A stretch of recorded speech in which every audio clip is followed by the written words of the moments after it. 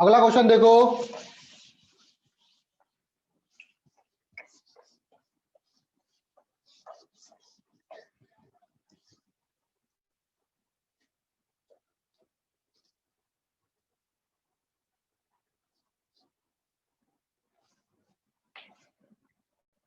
एक रॉड है ऐसे करके,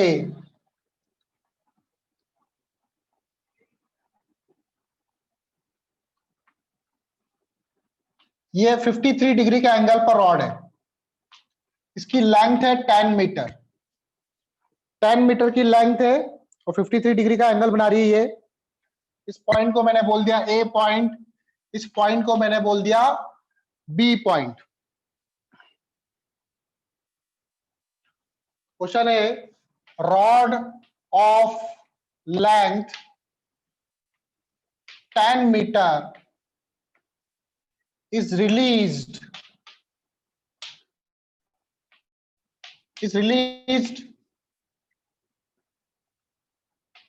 from rest as shown। एक रॉड है 10 मीटर की, उसको मैंने ऐसे खड़ा करा और छोड़ दिया तो नीचे गिरेगा। Yes sir. जब नीचे आएगा तो ये वाला बी वाला पॉइंट क्या इधर ही रहेगा? हाँ सर। ये रॉड क्या यहीं पे रहेगा बी वाला पॉइंट? फ्रिक्शन नहीं है यहाँ पे कोई? सर फ्रिक्शन है ना। फ्रिक्शन नहीं है, हम मान रहे फ्रिक्शन नहीं है।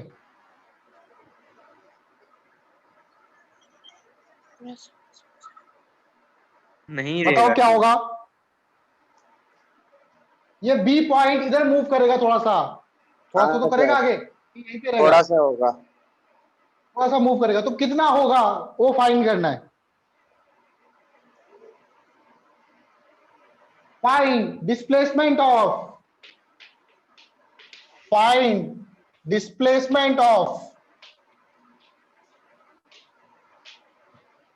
ए एंड बी, ए का भी और बी का भी। ए का कितना डिस्प्लेसमेंट होगा और बी का कितना डिस्प्लेसमेंट होगा? Find displacement of A and B till rod fall on to the ground. जब तक रॉड ग्राउंड पे नहीं आ जाती तब तक ए और बी का डिस्प्लेसमेंट कितना होगा? ठीक है, आप लोगों को क्वेश्चन दिख रहा है?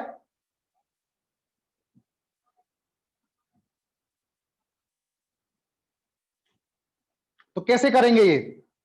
क्या यहां पर एक्सटर्नल फोर्स लग रहा है? No sir. तो नीचे क्यों आ रहा है फिर? Sir gravitational force. तो एक्सटर्नल फोर्स है क्या? वो इंटरनल है एक्सटर्नल है? सर इंटरनल ही हुआ ना, ग्रेविटेशनल फोर्स है। नहीं, इंटरनल का मतलब होता है इसके अंदर से। तो एक्सटर्नल फोर्स लग रहा है, एक्सटर्नल फोर्स लग रहा है। कौन सा फोर्स लग रहा है आपका? ग्रेविटेशनल फोर्स लग रहा है जी, दैट इज ग्रेविटेशनल एक्सीलरेशन है आपका 10 मीटर पर सेकंड स्क्वायर। Yes sir. तो ये किस डायरेक्शन में लग रहा है? वाई डायरेक्शन में लग रहा है। ठीक है, वाई डायरेक्शन में लग रहा है। Yes sir. और एक्स डायरेक्शन में कोई फोर्स है क्या? नहीं है सर। No centre of minus mass same जगह पे रहेगा। सर है शायद। एक्स की तरफ कोई फोर्स है क्या? कौन सा फोर्स है एक्स की सर तरफ? क्योंकि बी तो ऐसे ही तो मूव नहीं होगा ना सर, एक्स की तरफ भी कोई फोर्स होगा।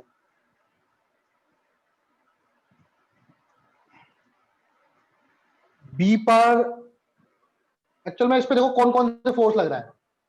इसका सेंटर कहां पर होगा?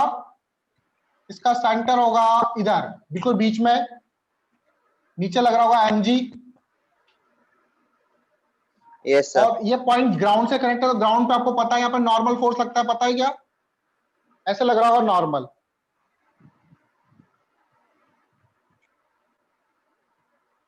ठीक है, एक्स की तरफ कोई फोर्स नहीं है, जो भी फोर्स है वो वाई की तरफ ही है, एक्स की तरफ कोई फोर्स नहीं है। तो अगर एक्स की तरफ कोई फोर्स नहीं है तो क्या इसका सेंटर मास यहां पर है? तो इसका सेंटर मास केवल वाई की तरफ ही मूव करेगा, एक्स की तरफ भी मूव कर सकता है क्या? No sir. समझने वाली बात है। क्यों? क्योंकि जब तक अगर फोर्स नहीं है तो बॉडी कैसे मूव करेगी? अगर एक्स की तरफ कोई फोर्स नहीं है तो बॉडी एक्स डायरेक्शन में क्यों जाएगी? बॉडी का सेंटर ऑफ मास की बात कर रहा हूं मैं। Yes sir. बॉडी के सेंटर ऑफ मास की बात कर रहा हूं, पर्टिकुलर पॉइंट की बात नहीं कर रहा हूं। हम पूरी बॉडी को यहां पे मान सकते हैं।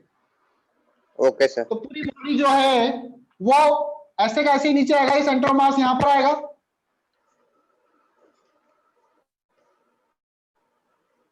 बात समझ में आ रही है? Yes sir. Yes sir. तो ये वाला पॉइंट यहां पर आएगा तो रॉड क्या हो जाएगी? ऐसे सीधी हो जाएगी। Yes sir. तो पहले पॉइंट था ये बी, अब बी पहुंच गया यहां पर। Yes sir. ये डिस्टेंस निकाल लो। ये 10 है, पूरी रॉड 10 है तो ये 5 मीटर होगा। इसका बेस निकाल सकता हूं यस मैं। सर। Yes sir. यहां पर इसका सेंटर ऑफ मास होगा, यहां से इसकी लेंथ 5 मीटर होगी, यहां से भी इसकी लेंथ 5 मीटर होगी। बात समझ में आ रही है ना? तो बी पॉइंट यहां से मूव करके यहां चला गया, ये डिस्टेंस निकाल लो, इसमें से माइनस कर दो। 5 में से डिस्टेंस माइनस कर देंगे, बी का डिस्प्लेसमेंट आ जाएगा। Yes sir. तो कितना होगा? Base upon cos hypotenuse. 53 ये डिस्टेंस कितनी हो जाएगी? निकालो। cos 53, cos 53 की वैल्यू सर 3/5। cos 53 की वैल्यू पता है? cos 53 की वैल्यू 3/5, ठीक है। तो ये डिस्टेंस कितनी होगी? 3 मीटर। कितनी होगी? 3 मीटर। 3 मीटर। तो displacement of B, displacement of B कितना आया? 2 मीटर। 5 minus 3, 2 metre. आया समझ में? Yes sir. Yes sir. ठीक है, यहां पे आप लिख लेना साइड में कहीं, since along x there is no force, along x there is no external force, there is no external force, so axiom, delta axiom का मतलब है change in position of center of mass along x direction. Delta मतलब change, axiom मतलब along x direction, centre of mass की position change नहीं होगी। ठीक है, अब ए का डिस्प्लेसमेंट कितना होगा? ए पहले यहां पर, यहां से उड़ता हुआ यहां पर आया, तो ये डिस्प्लेसमेंट हुआ ए का। Yes sir. ये कैसे निकालोगे? यहां से डालो, एक परपेंडिकुलर डाल दो ऐसे करके। ये 3 है तो ये भी 3 होगा क्या? क्योंकि यहां पर भी 53, ये भी 53 लेंगे हम। ये भी यस 5 सर। मीटर, ये भी 3, तो ये भी 3 मीटर होगा। ये 3 तो ये कितना? 2 मीटर। बात समझ में आ रही है? Yes sir. ये 2 मीटर, तो ये कितना होगा इसका परपेंडिकुलर? ध्यान दो, ये 4,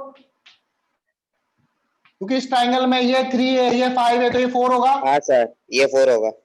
ये 4 तो ये भी 4, तो टोटल कितना हो जाएगा? 8। और 8। ये कितना? 2। 2। डिस्प्लेसमेंट ये होगा। Yes sir. ऐसे बराबर क्या हो जाएगा? 8 का स्क्वायर प्लस 2 का स्क्वायर का रूट। Yes sir. 8 8 जा 64, 2 2 जा 4, कितना आएगा? रूट 68। आया समझ में? Yes sir. Yes sir. कोई doubt? No sir. No sir. चलो नेक्स्ट क्वेश्चन देखो। जनरली मैं क्या क्वेश्चन ज्यादा करवाता हूं, कंसेप्ट बता के उस पर क्वेश्चन करवाता हूं।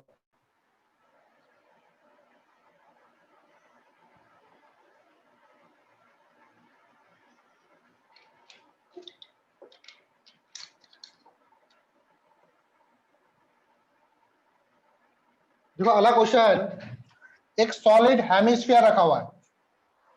हेमिस्फीयर जानते हो आप लोग? Yes sir. सॉलिड हेमिस्फीयर, एक सॉलिड हेमिस्फीयर है।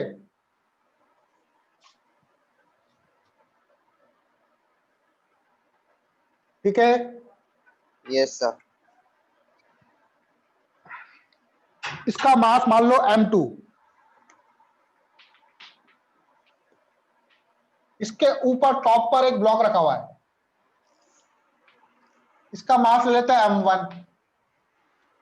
जो हेमिस्फीयर है तो इसकी रेडियस r गिवन है आपको।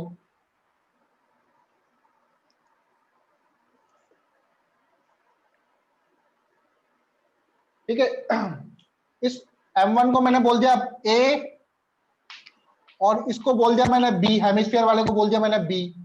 दोनों जो है मूवेबल है, दोनों मूव कर सकते हैं, मतलब कोई फ्रिक्शन नहीं है, no friction is there, frictionless.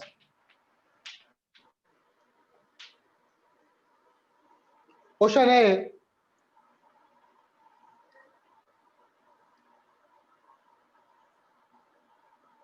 both A and B, both A and B are, both A and B are movable।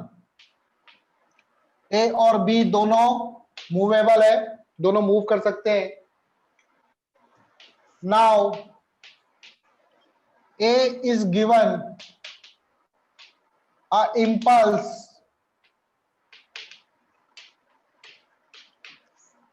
towards right side,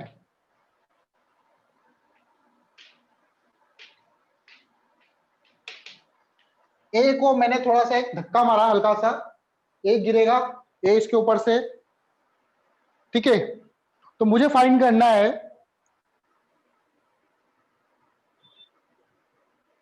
find velocity of A and B when radius make an angle theta with the vertical। मतलब समझे नहीं आप, ये जब इसके ऊपर से गिरेगा तो मान लो ये ब्लॉक यहां पर आ गया m1, ये वर्टिकल लाइन, ये जो रेडियस, ये रेडियस ही होगी, ये एंगल थीटा बन रहा है। तब A की वेलोसिटी क्या होगी और B की वेलोसिटी क्या होगी, ये फाइंड करना हमको। कैसे करेंगे?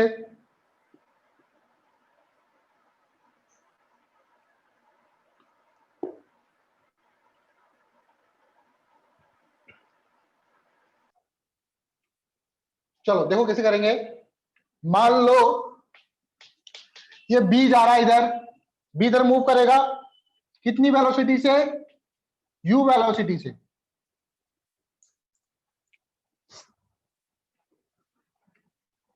और ये जो A है, ये B के रेस्पेक्ट में बता रहा हूं मैं, B के रेस्पेक्ट में इस पोजीशन पर इसकी वेलोसिटी ऐसे होगी, ग्राउंड से देखोगे तो अलग होगी। मैं कहां से देख रहा हूं इस ब्लॉक को? B से देख रहा हूं। तो मैंने मान लिया कि जो V है वो क्या है? Velocity of A with respect to B। B से देखोगे A को तो A ऐसे जाता हुआ नजर आएगा, लेकिन एक्चुअल में B भी मूव कर रहा है और ये भी मूव कर रहा है, तो इसके पास दो वेलोसिटी होगी, एक तो ये भी होगी, क्योंकि ये अभी भी ब्लॉक इसी के ऊपर ही है, ब्लॉक ऐसे नीचे भी जा रहा है और ये ब्लॉक भी मूव कर रहा है, तो इसके पास दो वेलोसिटी होगी, एक तो खुद की वेलोसिटी ये वाली और एक u भी होगा। बात समझ में आ रही है? तो नेट वेलोसिटी ऑफ m1 क्या हो जाएगा? नेट वेलोसिटी ऑफ m1, इन दोनों का वेक्टर सम करेंगे, v का और u का, v vector plus u vector. ठीक है, वो क्या, उसका मैग्नीट्यूड निकाल लेंगे हम लोग, अभी निकालते कैसे निकालेंगे। पहले इतनी बात समझ में आई, दोनों के बीच में एंगल कितना? v का स्क्वायर प्लस u का स्क्वायर प्लस 2uv, निकालना आता है ना मैग्नीट्यूड। ये एंगल थीटा है, ये 90, कितना एंगल होगा? u और v के बीच में एंगल देखो,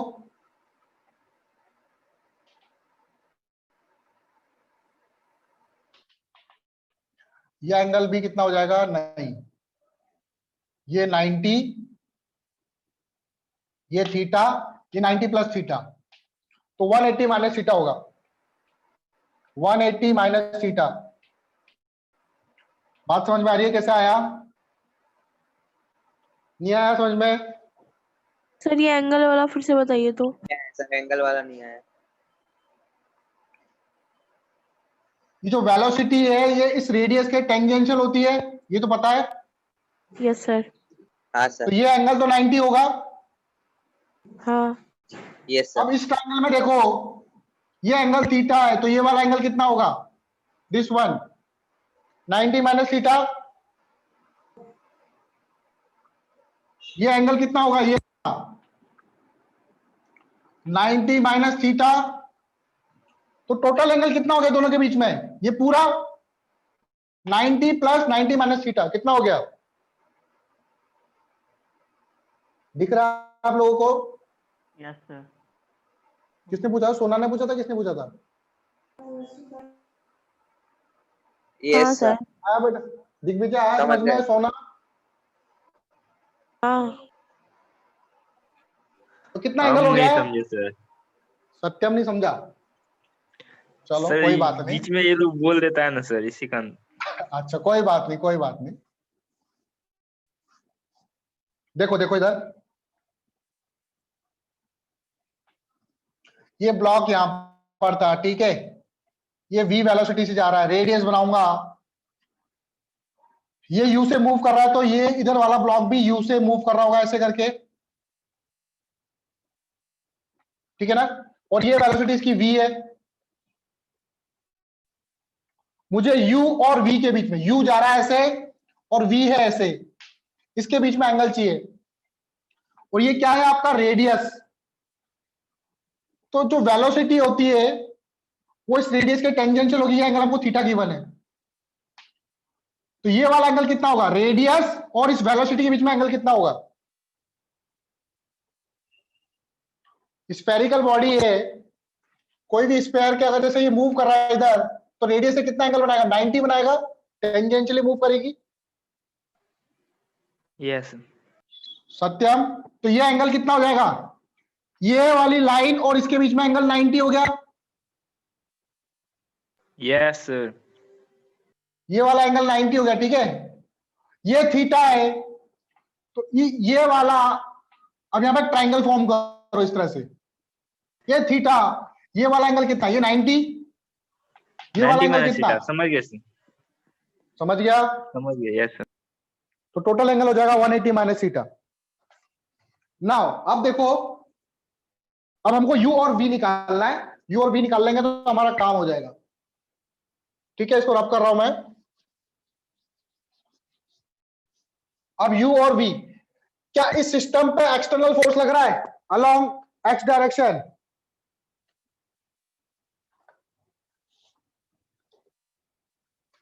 x की तरफ कोई फोर्स लग रहा है क्या? अलोंग x, f एक्सटर्नल कितना? x की तरफ कोई फोर्स लग रहा है क्या? पूरे सिस्टम पर, पूरे सिस्टम की बात कर रहा हूं, एक की भी बात नहीं कर रहा। फॉर सिस्टम, सिस्टम में कौन आएगा? m1 और m2 दोनों, m1 और m2 पर अलोंग x की तरफ f एक्सटर्नल कितना है? 0। पूरे सिस्टम पर अगर मैं x की तरफ बात करूं तो f एक्सटर्नल फोर्स कितना होगा? 0 होगा। y की तरफ हाँ 0। mg लग रहा है आपका, लेकिन पूरे सिस्टम पर x की तरफ कोई फोर्स नहीं लग रहा। तो x की तरफ अगर फोर्स नहीं लग रहा, तो फोर्स अगर 0 है तो मोमेंटम कंजर्व रहेगा।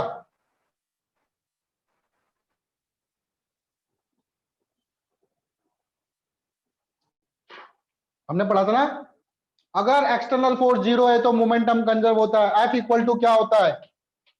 dp by dt। सुना है न्यूटन सेकंड लॉ? जो फोर्स होता है वो rate of change of momentum Yes, के sir. बराबर होता है।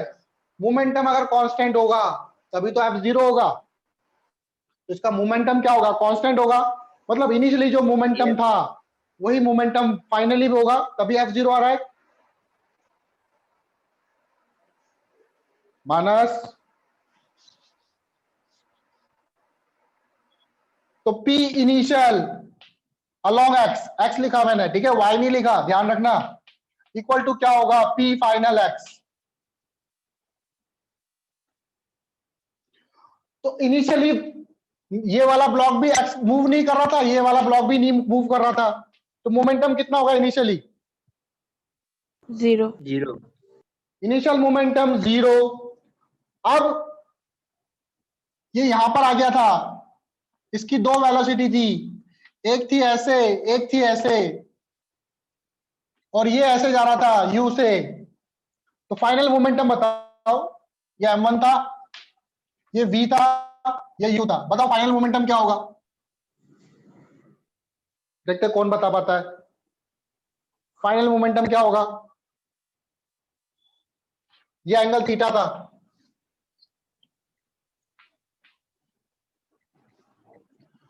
तो क्या करेंगे, कंपोनेंट करेंगे हम लोग x की तरफ, हमें वेलोसिटी भी x की तरफ ही लेनी है।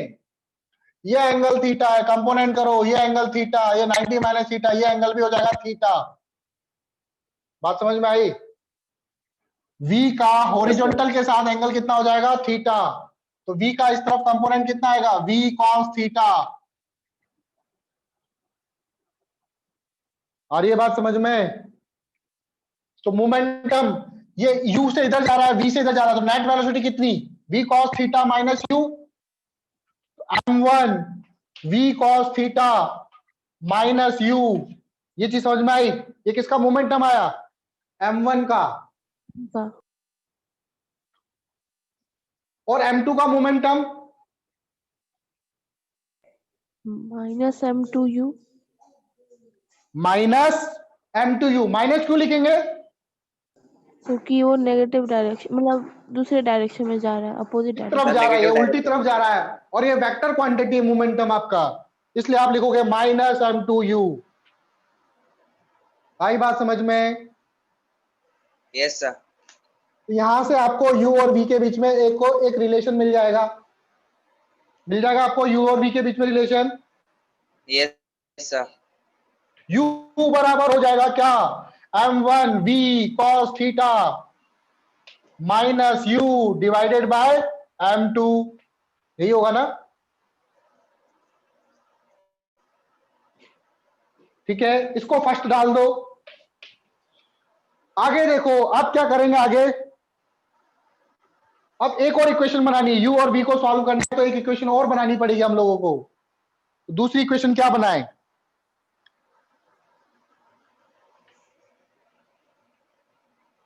क्या वर्क एनर्जी थ्योरम लगा दें अब।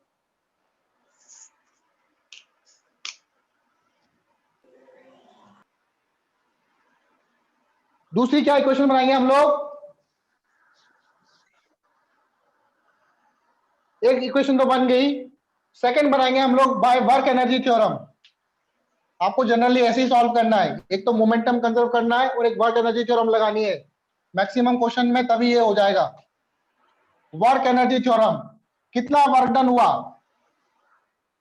यहां पे वर्क डन कोई हो रहा है क्या, वर्क डन कौन वर्क डन कर रहा है, m1 Sir, M1. कौन वर्क, उसको नीचे नीचे कौन ला रहा है, कौन सा फोर्स ला रहा है, Gravitational force. Gravitational force work done कर रही है। हाँ, sir. तो ग्रेविटेशनल फोर्स के कारण वर्क डन इक्वल टू क्या लिखेंगे, जैसे ये ब्लॉक है, ये मान लो h हाइट नीचे आता है, फोर्स लग रहा है ऐसे mg, तो वर्क डन कितना होगा, mgh। यहां से यहां तक mgh। तो इसमें भी Yes, हमको sir. फाइंड करना पड़ेगा कितना नीचे आया, हाँ, इसमें sir. हमको फाइंड करना पड़ेगा कितना नीचे आया। तो कैसे निकालेंगे हम लोग, इसको रब कर देता हूं पूरे को, तो कितना नीचे आया ये, तो ये ब्लॉक था इधर, यहां पर आ गया, ये हाइट थी पहले, ये इतना नीचे आ गया होगा, इसको h बोलते हैं, ये निकालना मुझे, बात समझ में आई? इस लेवल को निकालना पड़ेगा मुझे, इस पे नीचे फोर्स लग रहा था क्या, m1g। तो देखो ये r है, ये एंगल थीटा है, बताओ ये कितना होगा यहां से लेके यहां तक, ये डिस्टेंस,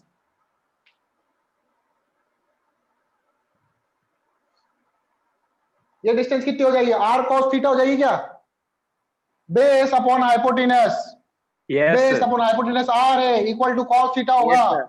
तो बेस बराबर क्या होगा, r cos थीटा, और पूरी हाइट कितनी है, पूरी हाइट तो r है, R. तो r में से r cos थीटा माइनस कर देंगे, ऐसा जाएगा। Yes, sir. तो ब्लॉक कितना नीचे आया,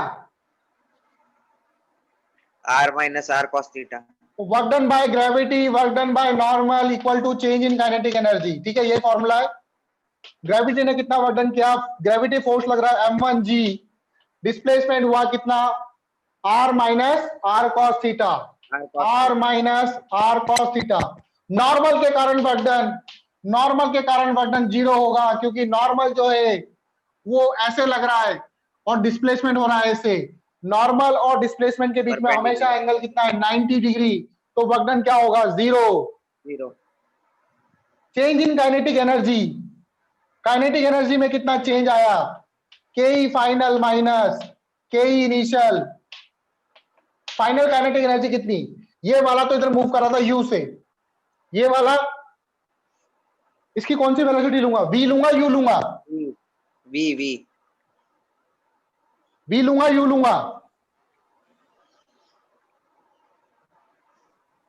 कंपोनेंट वाला लेंगे ना सर। नेट वेलोसिटी लेंगे, क्या लेंगे इसमें, नेट वेलोसिटी लेंगे इसकी, ग्राउंड के रेस्पेक्ट में देख रहे हैं आप इसको, ये v तो था इसके रेस्पेक्ट में, तो नेट वेलोसिटी क्या आई थी, v1 बोल दो रूट इसको, अंडर ये आया था u square v square minus 2uv cos theta, ये आया था ना, इसकी Under root. ग्राउंड को, ग्राउंड से देखने में वेलोसिटी, ये वाली वेलोसिटी लोगे आप, तो काइनेटिक एनर्जी फाइनल हाफ, पहले तो m2 की लिखते हैं, ये m2 था, हाफ m2 u का square plus half m1 v1 का स्क्वायर, यहां v1 लिख रहा हूं याद रखना, नहीं सॉरी v1 नहीं, हाँ v1 लिखेंगे, v1 का स्क्वायर, v1 समझ रहे हो ना, v1 ये, और काइनेटिक एनर्जी इनिशियल जीरो। आई बात समझ में, Yes, sir. v1 की वैल्यू पुट कर दो यहां पे, चाहो तो हाफ m2 u का स्क्वायर, रूट हट जाएगा, रूट हट जाएगा, क्या आएगा, u square v square minus 2uv cos theta. तो मुझे, मेरे पास कितने वेरिएबल है, u और v वेरिएबल है, थीटा मुझे गिवन था, और मैंने कितनी इक्वेशन फॉर्म कर दी, मैंने दो इक्वेशन फॉर्म कर दी, तो क्या सॉल्व हो जाएगा अब u और v, Yes, sir. ठीक है। बाकी मतलब ये मैंने तरीका बताया, कंसेप्ट बताया कैसे करना है, by solving first and second, अब आगे सॉल्व नहीं करेंगे इसको, ठीक है, यहीं छोड़ देंगे, बाय सॉल्विंग आपको सॉल्व करना आ जाएगा, वो आपको वैल्यू गिवन नहीं है, मैंने एक जनरल क्वेश्चन लिया है, इसलिए जो वैल्यूज है वो इस तरह से आई है। By solving first and second u आपको पता चल जाएगा और v आपको पता चल जाएगा, ठीक है। Yes, sir. कोई डाउट है किसी को, कोई दिक्कत, No, sir. No, sir. इसी में एक और क्वेश्चन था, इसी में, इसी वाले पार्ट में, जब ये थीटा एंगल बनाएगा तब इस ब्लॉक पर नॉर्मल रिएक्शन कितना लगेगा, ये भी क्वेश्चन है, रब कर दूं बेटा, इसी में सेकंड पार्ट लिखो, बी वाला पार्ट इसी क्वेश्चन का, find normal reaction, find normal reaction at that instant, इस इंस्टेंट पर नॉर्मल रिएक्शन कितना लगेगा, किस पर, m1 पर,